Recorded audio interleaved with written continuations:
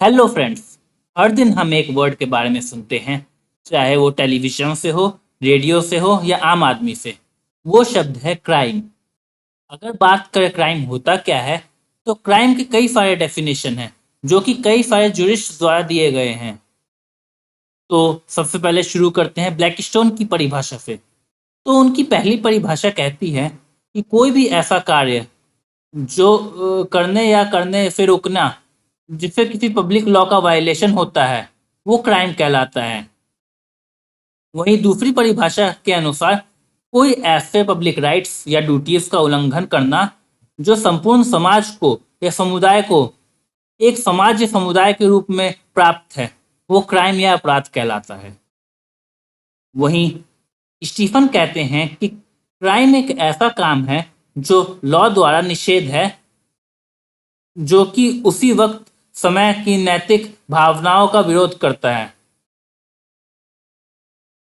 Austin के अनुसार वह दोष जिसका पीछा संप्रभु या उसके अधीनस्थ अधिकारी करते हैं, वो क्राइम है।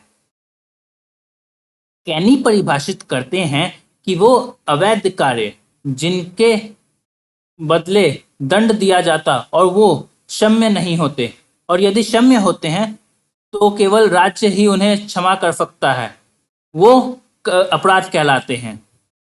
वहीं कीटोन के अनुसार क्राइम एक ऐसा अनडिजायरेबल एक्ट है जो कि एक स्टेट कुछ प्रक्रिया बना के उसको ठीक या नियंत्रित करने की कोशिश करता है, दंड लगा के, ना कि इंजर्ड पार्टी के डिस्क्रिप्शन पे उसके उपाय छोड़ देता है। मिलर की परिभाषा के अनुसार अपराध वो कृत्य या अकृत्य हैं जिसको लॉ फॉरबिड या कमांड करती है, और उन वायलेशंस को सरकार अपने नाम से कार्यवाही करके दंडित करते हैं। इन सभी डेफिनेशंस से हम ये कह सकते हैं कि कुछ भी जो हानिकारक हो जनता के वेलफेयर के लिए, वो क्राइम है। या वो एक्ट या ओमिशंस जो कॉन्स्टिट्यूट करते हैं एक ऑफेंस और केवल लॉ या स्टेट ही उन्हें पनिश कर सकता है, वो क्राइम कहलाते हैं। अब आते हैं क्राइम के एलिमेंट्स पे। तो क्राइम के चार एलिमेंट्स हैं। पहला ह्यूमन बीइंग, दूसरा गिल्टी माइंड या मेंफरिया, दूसरा प्रोहिबिटेड एक्ट या एक्टस रियस, और चौथा इंजरी टू द सोसाइटी या ह्यूमन बीइंग। अब इन एलिमेंट्स के बारे में एक एक करके जानते हैं। तो सबसे पहले आता है ह्यूमन बीइंग।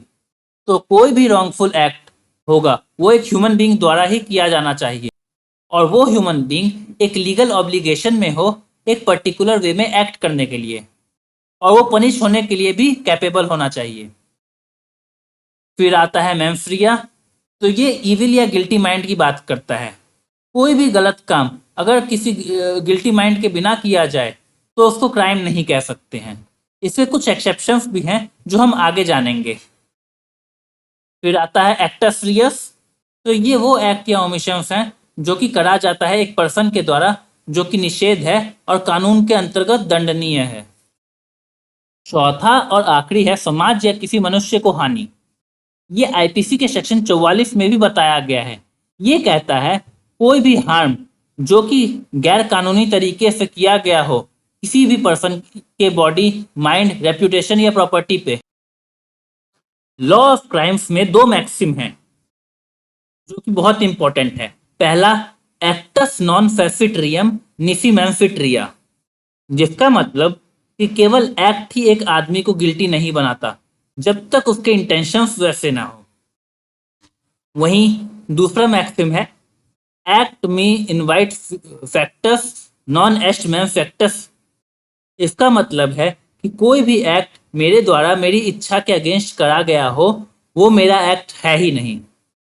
तो अगर पहला मैक्सिम अप्लाई हो जाता है तो एक्यूज पर्सन को फायदा होता है और उसका केस जीतने की संभावना बहुत अधिक होती है, क्योंकि तब प्रोसिक्यूटर प्रतिबंधित होता है प्रोहिबिटेड एक्ट और गिल्टी माइंड को प्रूव करने के लिए। वहीं अगर पहला मैक्सिम अप्लाई ना हो तो प्रोसिक्यूटर के लिए यह बहुत आसान हो जाता है केस जीतना, और तब उसको केवल एक ही चीज साबित करनी होती है, वो है निषिद्ध कृत्य या प्रोहिबिटेड एक्ट। इन केस में एक्यूज को काफी हानि हो सकती है। स्ट्रिक्ट लायबिलिटी एक एक्सेप्शन है इस मैक्सिम का। इसमें बिना गिल्टी माइंड के भी ऑफेंस कॉन्स्टिट्यूट हो जाता है। उदाहरण के लिए kidnapping, contempt of court, motor vehicle act, public nuisance, rape, para act इत्यादि। अब आते हैं मैमफ्रिया के स्कूल्स पे। तो दो स्कूल है मैमफ्रिया के स्टैट्यूट्स को इंटरप्रेट करने के लिए। स्कूल तभी एप्लीकेबल होते हैं जब स्टैट्यूटरी प्रोविजन साइलेंट होते हैं मैमफ्रिया पे। ये स्कूल है, पहला मैमफ्रिया के होने का अनुमान और दूसरा मैमफ्रिया के ना होने का अनुमान। ये दोनों प्रिजम्पशंस का खंडन हो सकता है। पहले स्कूल में हर स्टैट्यूट में ये माना जाता है कि मैमफ्रिया एक पार्ट है क्राइम का, जब तक उसके अपोजिट साबित ना किया जाए। इसमें मैमफ्रिया के होने का अनुमान लगाया जाता है। वहीं दूसरे स्कूल के अनुसार ये इंटरप्रेट किया जाता है कि मैमफ्रिया नहीं प्रेजेंट है तब तक जब तक मैमफ्रिया के रिक्वायरमेंट को स्पेशली मेंशन ना किया जाए। अगर बात करी जाए अनुमान के खंडन की, तो एक वैधानिक अपराध हो भी सकता है और नहीं भी, जब तक कि वो जरूरी मानसिक स्थितियों को परिभाषित ना करे। एक स्पेसिफिक इंटेंशन, मैलिस, नॉलेज या रेकलेसनेस की आवश्यकता भी हो सकती है एक स्टैट्यूट में। वहीं दूसरी तरफ ये मैमफ्रिया के रिक्वायरमेंट पे भी साइलेंट रह सकता है, और ऐसे केस में ये पता करने के लिए कि मैमफ्रिया एक एसेंशियल एलिमेंट है या नहीं उस ऑफेंस का, उसके लिए उस स्टैट्यूट के टर्म्स और ऑब्जेक्ट्स को देखना जरूरी होता है। अब जानते हैं टाइप्स ऑफ मैमफ्रिया या स्टेट ऑफ गिल्टी माइंड के बारे में। तो सबसे पहले आता है इंटेंशन। इंटेंशन की बात करें तो इंटेंशन के दो एलिमेंट्स हैं, पहला कॉन्सिक्वेंस के डिजायर और दूसरा कॉन्सिक्वेंसेस की दूरदर्शिता। फिर आता है नॉलेज। नॉलेज में केवल एक एलिमेंट है, कॉन्सिक्वेंसेस की दूरदर्शिता। नॉलेज में कॉन्सिक्वेंस की इच्छा नहीं होती है। ऐसा माना जाता है कि हर एक मानसिक रूप से स्वस्थ आदमी को नॉलेज होती है। मोटिव में ना ही बुरा ना ही अच्छा मोटिव रेलेवेंट होता है ऑफेंस कॉन्स्टिट्यूट करने के लिए। ये रेलेवेंट होता है इंडियन एविडेंस एक्ट के सेक्शन 8 के लिए। मोटिव एक आदमी को कुछ करने के लिए उकसाता है। कभी कभी ऑफेंसिव मोटिव के साथ और कभी कभी बिना मोटिव के भी कमिट हो जाते हैं। इंटेंशन यानी कि तत्काल मकसद और मोटिव यानी कि इंटेंशन के पीछे का गुप्त मकसद होता है। नेग्लिजेंस ध्यान ना देना होता है, जहां ध्यान देना एक कर्तव्य होता है। नेग्लिजेंस या केयरलेसनेस एक मानसिक स्थिति को दर्शाता है जहां कोई पर्टिकुलर कॉन्सिक्वेंस करने की इच्छा नहीं होती है।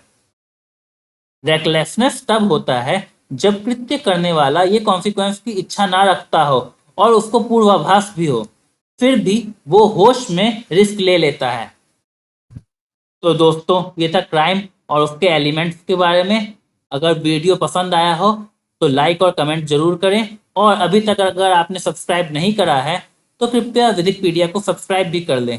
साथ ही साथ बेल आइकन को दबाना ना भूलें। विधिकपीडिया को देखने के लिए धन्यवाद।